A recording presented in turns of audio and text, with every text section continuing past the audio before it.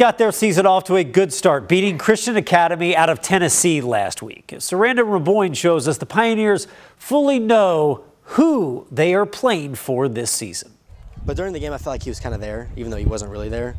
I felt like his soul, so to speak, whatever people believe, but his soul was there with us, and I felt his intensity. Providence's football team is missing a key figure on the sidelines, their strength and conditioning coach, Tony Weisen. Weisen's been involved with the Pioneer football program since the early 2000s, working under Gene Sartini. So he brought a lot of that tough-nosed, work through anything kind of mentality for us that, quite frankly, we needed.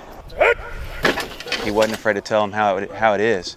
But by that same token, extremely generous with his time, extremely generous in giving back to the program. But a few years ago, Weisen was diagnosed with cystic fibrosis and later lung cancer. Up until the day before he was hospitalized, he was doing Providence football. Weisen passed away in the hospital just a week before the Pioneers started their season. But at the funeral, the seniors of the team stepped up to honor their coach and help the family. I said, would you be pallbearers? And they were like, we'd be honored. And there were 7 spots, 3 on each side and 1 at the end.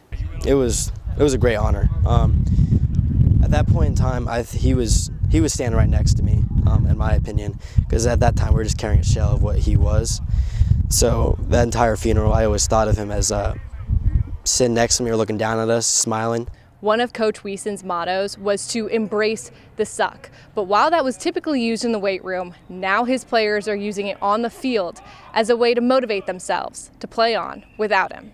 That was his slogan, embrace the hard times. When it gets hard, that's when it gets good. We're playing for him every game. And now the team is embracing the Weisen family. We brought out his son, Dan, as an honorary captain. And that was kind of a tough moment for a lot of our guys. Just realizing that Coach Weisen's not here. Even though their coach is gone, his family will be in the stands every week, cheering them on. Score, kiddo, score, sell it! I want those boys to know that I love them, and the coaches to know I love them. That I know the impact that Tony's death has had. I believe, I understand that.